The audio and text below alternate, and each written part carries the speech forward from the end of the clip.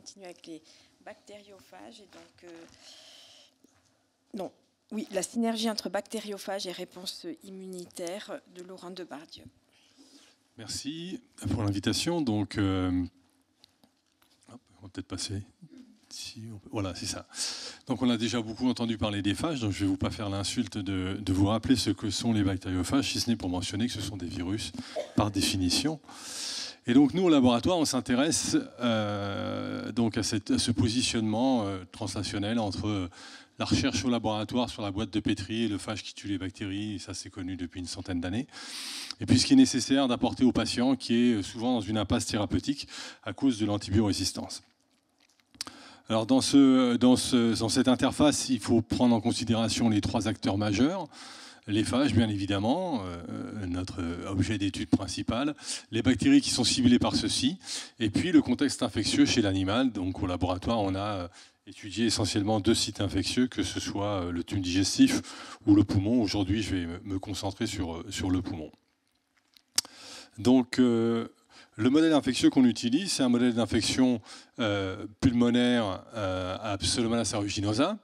On retrouve dans ce modèle une infection qui est extrêmement aiguë, à savoir que les animaux qui sont donc inoculés par une dose létale de Pseudomonas aeruginosa décèdent tous en 48 heures.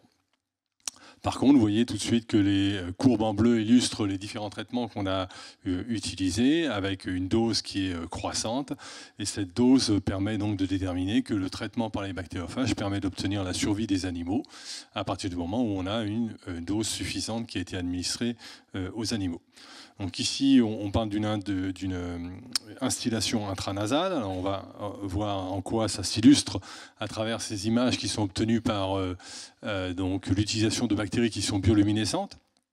Donc on peut retrouver au cours du temps l'évolution de l'infection pulmonaire à gauche sur le groupe qui est non traité. On voit que progressivement l'infection se développe dans le poumon. Et puis à droite, vous avez le groupe des animaux qui sont traités, le traitement débutant 2 heures après l'administration de la dose létale. Donc on voit que le traitement prend un petit peu de temps, mais à partir de 6 heures, on voit déjà une différence entre les 2 groupes. Alors l'utilisation de l'imagerie nous permet de quantifier l'évolution de l'infection au cours du temps, et c'est ce qui est indiqué ici sur le graphe du milieu, où on voit que les animaux non traités ont une croissance, donc une augmentation de la lumière au cours du temps qui est incontrôlée. Par contre, dans le groupe des animaux traités, ici en bleu, on voit qu'après une petite période de croissance, on a une réduction et un contrôle de la charge bactérienne au cours du temps grâce à donc l'administration des bactériophages.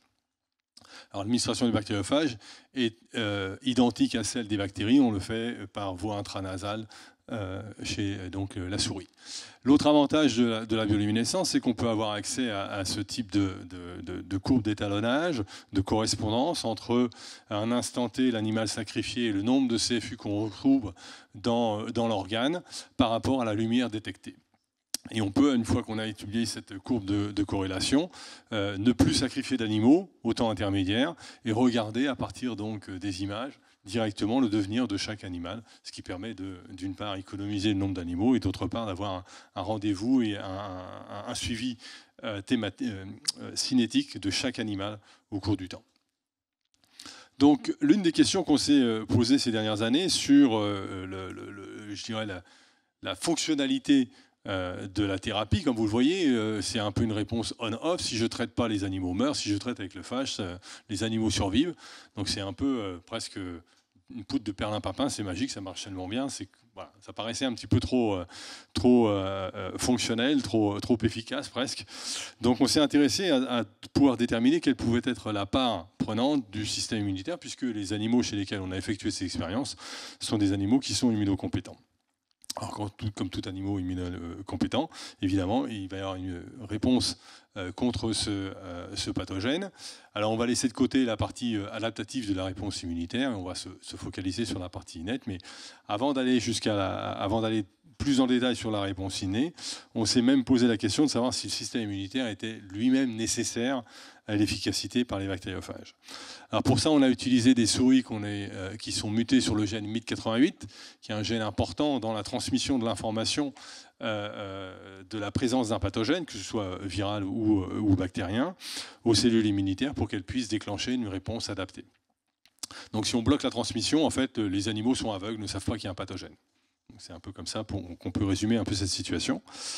Et donc, dans cette situation, on s'aperçoit que la phagothérapie, donc le traitement par phage qu'on avait fait chez les animaux immunocompétents, ici, fonctionne beaucoup moins bien. On a à peine une différence entre le groupe contrôle et le groupe traité. Donc, on voit clairement que cette expérience indique que le système immunitaire joue une part importante dans l'efficacité de la thérapeutique. Alors on s'était posé même la question de savoir si les phages fonctionnaient vraiment, et on voit très bien ici que, toujours avec ce suivi de luminescence, qu'en effet, au point 24 heures, le groupe des animaux qui ont été traités par les bactériophages a une charge bactérienne qui est considérablement diminuée par rapport au groupe contrôle, qui témoigne clairement que le phage a eu son efficacité antibactérienne. Donc ce n'est pas une question de capacité à tuer les bactéries qui est problématique ici. C'est une question de capacité à le faire dans le temps. Ce que nous avons remarqué ici, c'est qu'à 24 heures, les bactéries qui étaient encore présentes dans le poumon étaient devenues résistantes aux bactériophages. Et donc, comme tout moyen antibactérien, eh bien, oui, ce n'est pas une grande nouvelle. Les bactéries résistent aux bactériophages. Et c'est quelque chose qui est assez bien connu dans la littérature et dont Baptiste va vous donner quelques informations supplémentaires dans l'exposé suivant. Donc ces bactéries devenues résistantes aux bactériophages, on se retrouve dans un animal qui n'a pas de système immunitaire et qui ne peut pas lutter contre l'infection puisque le bactériophage n'est plus efficace. Donc sans aucune surprise, la croissance bactérienne remonte et ces animaux décèdent. Alors ça nous a permis de comprendre en fait que dans l'animal immunocompétent, on a bien une association entre les deux systèmes antibactériens, le système naturel, la réponse immunitaire, et le système qu'on ajoute, c'est-à-dire le bactériophage. Est-ce qu'on on a résumé à travers un concept qu'on a décrit comme étant une synergie immunophage, synergie entre les deux systèmes, pour empêcher justement la croissance des bactéries qui sont devenues résistantes aux bactériophages, mais aussi de combattre l'infection.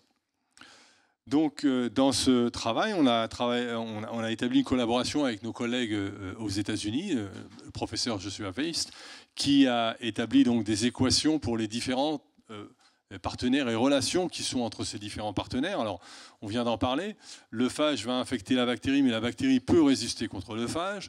La bactérie peut infecter l'hôte. Donc ici, on symbolise la réponse immunitaire qui prend le pas sur l'hôte. L'hôte peut se défendre contre les bactéries. Donc, vous voyez qu'il y a tout un échange de relations entre ces différents partenaires. Et donc, derrière ces différentes interactions, notre collègue a mis des équations pour essayer de modéliser la dynamique du traitement. Alors ces modélisations, elles se simplifient ici sur ces images, c'est relativement assez simple à suivre.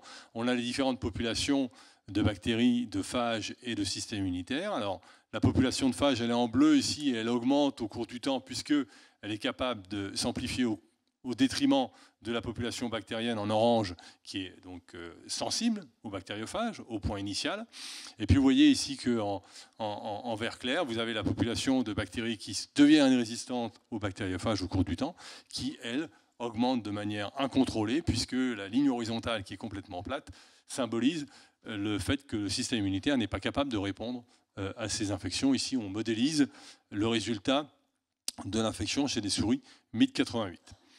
Un autre avantage de la modélisation mathématique, c'est qu'elle permet de prédire quel est le niveau de la réponse immunitaire dont on aurait besoin pour pouvoir obtenir une efficacité dans le traitement par les bactériophages. Alors, dans cette simulation, on voit que, grosso modo, avec 50% de la réponse immunitaire, alors ici c'est basé sur le niveau de neutrophils qu'on peut retrouver chez l'animal, avec environ 50% des neutrophiles, on devrait pouvoir toujours obtenir une efficacité thérapeutique. Alors, je n'ai pas le temps de montrer les détails, mais on a montré en effet que dans la réponse innée, les neutrophiles sont absolument essentiels. C'est-à-dire si on les enlève complètement, à ce moment-là, on se retrouve dans la même situation que la situation qui est présentée ici pour les souris MID88. Donc on a déjà mis le doigt sur l'une des populations qui est importante, l'une des populations immunitaires. Et puis, plus récemment, on s'est intéressé aux macrophages, puisqu'il se trouve que dans le poumon, en fait, les macrophages alvéolaires sont la population de cellules immunitaires la plus abondante, et donc celle qui est certainement la plus active à lutter contre le pathogène. Alors dans ces études, on a fait là exactement la même approche que pour les neutrophiles. On a essayé de dépléter les macrophages. Et ce qu'on a ici montré à gauche, AM pour alvéolaire macrophage, on a bien réussi à diminuer la quantité de macrophages dans le poumon sans toucher aux neutrophiles ni aux cellules dendritiques. Et là, on s'est retrouvé vis-à-vis d'une observation qui est assez surprenante. Alors vous voyez ici sur les traits pleins les animaux qui ne sont pas traités, qui sont juste infectés par Pseudomonas aeruginosa, donc le pathogène. Et vous voyez que, en ce qui concerne le trait bleu, c'est-à-dire chez les animaux chez lesquels on a enlevé les macrophages, eh bien, le décès arrive plus rapidement que chez les animaux où il y a des macrophages. Donc c'est logique, c'est attendu. Si on enlève les macrophages, on est plus sensible à l'infection. Jusque-là, tout va bien. Par contre, vous voyez les traits en pointillés correspondent aux mêmes animaux qui, eux, ont été traités par le bactériophage, et on a une inversion des courbes. C'est-à-dire que la survie est meilleure lorsque l'on déplète les macrophages, en présence du phage. Donc ça nous a quand même beaucoup questionné, puisque ce n'était pas forcément trivial à comprendre. Et l'une des premières hypothèses qu'on a vérifiées, c'est de se demander si la présence d'un grand nombre de macrophages alvéolaires dans le poumon pouvait en fait être délétère à l'action des bactériophages, et tout simplement à travers la capacité phagocytique que les macrophages ont vis-à-vis de ces particules virales. Et en effet, on le montre clairement. Vous avez les animaux ici qui sont sauvages en bleu, et en rouge, vous avez les animaux qui sont déplétés en macrophages. Ce qu'on observe ici, c'est la quantité de bactériophages qu'on récupère chez les animaux au cours du temps. Et donc les macrophages, en fait, de par leur activité de protection contre les pathogènes, sont capables de, entre guillemets, manger un peu les bactériophages dans le poumon. Et donc on explique les résultats précédents par le fait que chez les animaux immunocompétents, les macrophages vont réduire la quantité de bactériophages disponibles pour pouvoir participer à l'efficacité de la thérapie. Donc si on enlève les macrophages, il y a plus de phages disponibles. S'il y a plus de phages disponibles, l'efficacité est meilleure. On a aussi une autre hypothèse, puisque celle-ci explique en partie les résultats d'après la modélisation, mais ça ne suffit pas. Et donc la modélisation nous aide à formuler d'autres hypothèses. Et une autre hypothèse, c'est un effet sur la diffusion, puisque les macrophages sont en quantité abondante dans le poumon. Ils vont aussi, d'un point de vue spatial, empêcher la diffusion des bactériophages dans le poumon. Donc, si on les enlève, ils vont diffuser de manière plus dynamique et éventuellement atteindre plus de bactéries. Et donc c'est sur ces résultats assez nouveaux que je vais terminer. Vous voyez qu'on en arrive à un système modèle qui se complexifie à chaque fois qu'on étudie un des partenaires, qui est à prendre en considération dans la dynamique des interactions entre le phage, la bactérie et l'autre, et qui nous permettront de mieux cerner, et c'est tout le but de ces recherches, quelles sont les conditions dans lesquelles on va pouvoir optimiser l'efficacité d'un traitement chez les patients. Et donc je termine par remercier l'équipe et les différents supports financiers.